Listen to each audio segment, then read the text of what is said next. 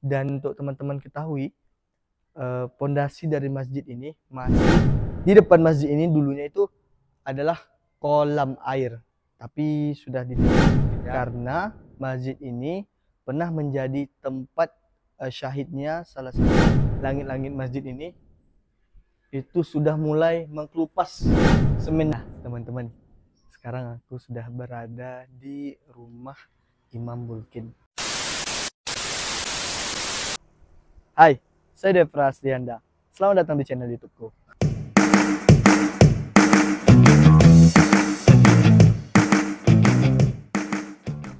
Hari ini teman-teman, aku akan ajak kalian ke salah satu tempat yang memiliki nilai sejarah sangat kental. Bagaimana ceritanya?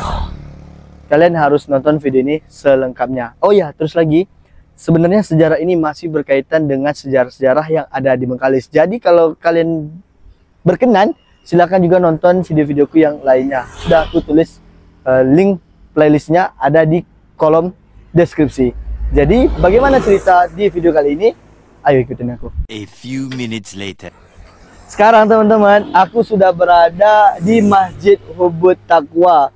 Nah, masjid ini memiliki nilai sejarah yang sangat dalam teman-teman. Jadi kalau teman-teman ingin tahu gimana ceritanya, ayo ikutin aku terus di vlog ini. Ya, di video ini. Ayo ikutin terus.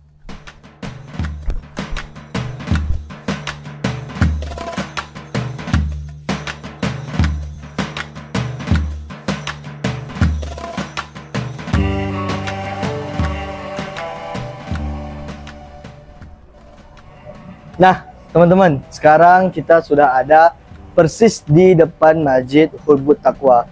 Kita akan masuk ke dalam dan melihat bagaimana interior dari bangunan masjid ini. Ayo, kita sama-sama masuk.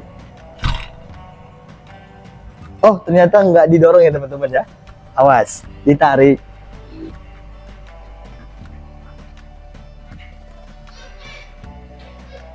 Nah, teman-teman, kita sudah berada di dalam Masjid Hubud Taqwa. Mari kita lihat-lihat di dalam ini bagaimana wujud dan penampakan dari Masjid Hubud Taqwa sambil kita bercerita sejarah dari Masjid Hubud Taqwa.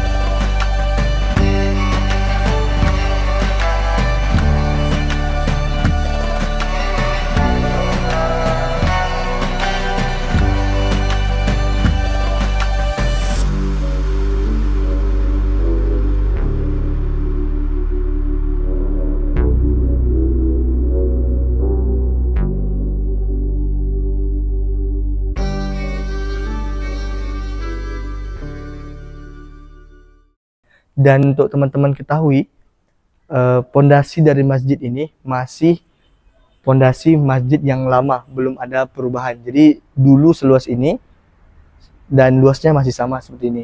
Nah, bahkan dari beberapa cerita masyarakat, di depan masjid ini dulunya itu adalah kolam air, tapi sudah ditimbun mungkin ya. Dan kalian bisa lihat di situ di depannya teras yang terbuat dari semen dan batu gitu. A few minutes later.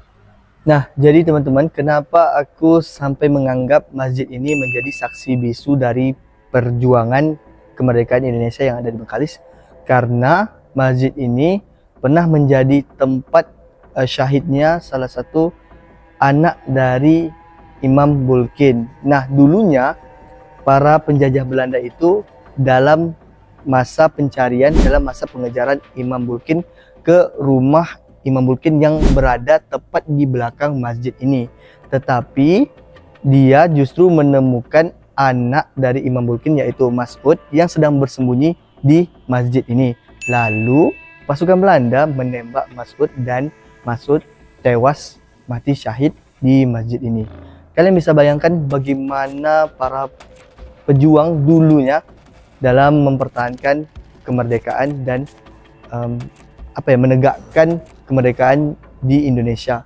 Jadi ya beginilah kalian tampak bagaimana keadaan dari masjid ini dulunya. Bahkan sebelum itu masjid ini yang masih dalam keadaan berbahan kayu, pernah terdapat salah satu tiang dari bangunan masjid ini yang terdapat bekas tembakan dari pasukan Belanda. Namun tiang yang berbahan kayu itu yang menjadi bekas tembak Belanda itu sudah tidak ada lagi karena ya dibakar oleh masyarakat karena untuk membangun masjid lagi. Ya, itu yang saya dengar dari masyarakat di sini saat ngobrol-ngobrol setelah sholat asar tadinya. Ya begitulah teman-teman.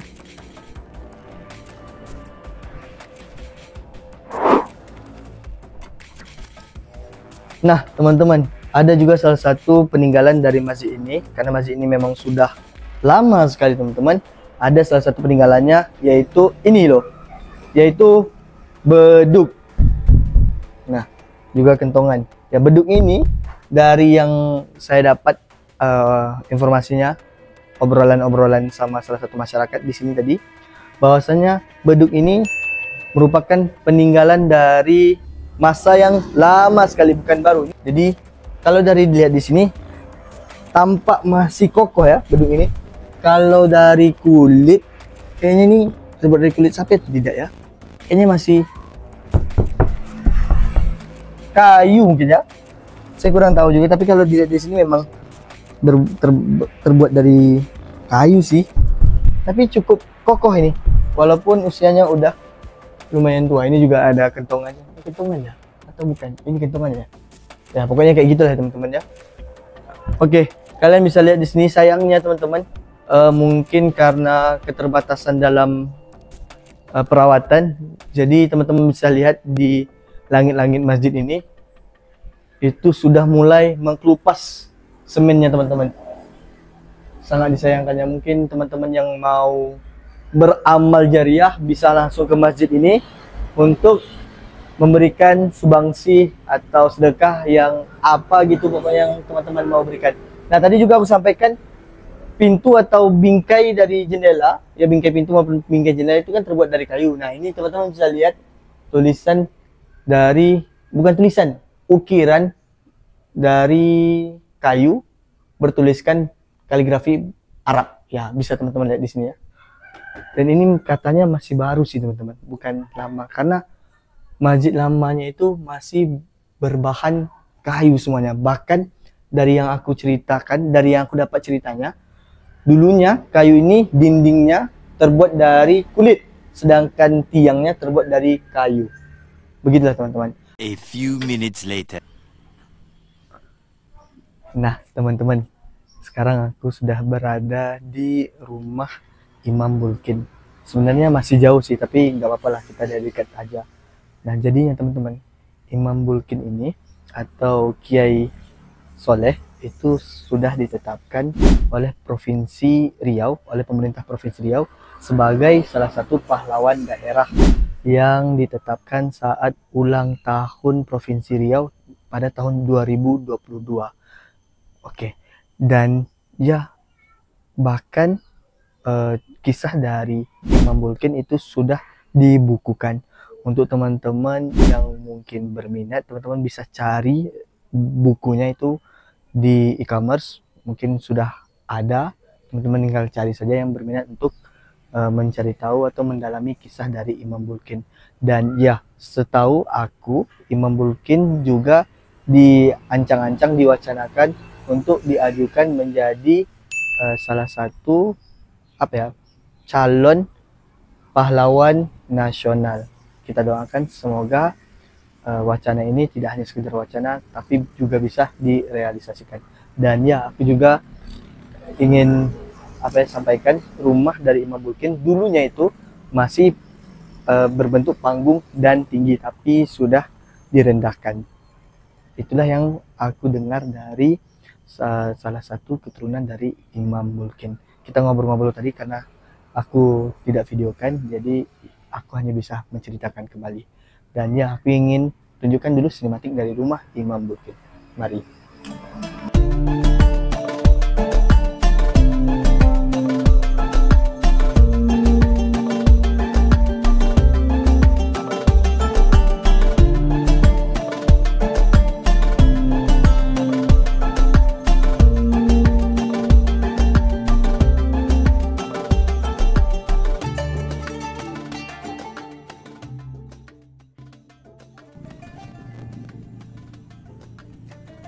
Nah, jadi teman-teman, itulah cerita atau kisah dari Kiai Imam Bulkin, atau lebih dikenal dengan Kiai Soleh.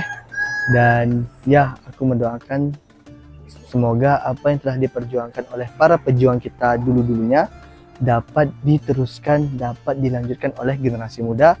Tentunya aku juga akan berusaha agar mengisi kemerdekaan dengan hal-hal positif melalui video-video yang dapat aku buat dan aku bagikan di YouTube. Dan ya, semoga apa yang menjadi perjuangan para pejuang kita dulunya diterima oleh Allah SWT dan ditempatkan di surganya Allah. Amin, amin ya robbal alamin. Dan ya, aku ucapkan terima kasih untuk kalian semua yang sudah menonton. Jangan lupa, kalau video ini bermanfaat, bagikan ke seluruh orang yang kalian kenal, teman, sahabat, pasangan, suami, istri, anak, keluarga, atau siapapun. Kalian bisa sebarkan. Dan semoga informasi yang aku bagikan ini bisa bermanfaat untuk kalian semua. Terima kasih sudah menonton. Saya Devra Srianda. Sampai jumpa. Salam. Apa tu tengok. Bye.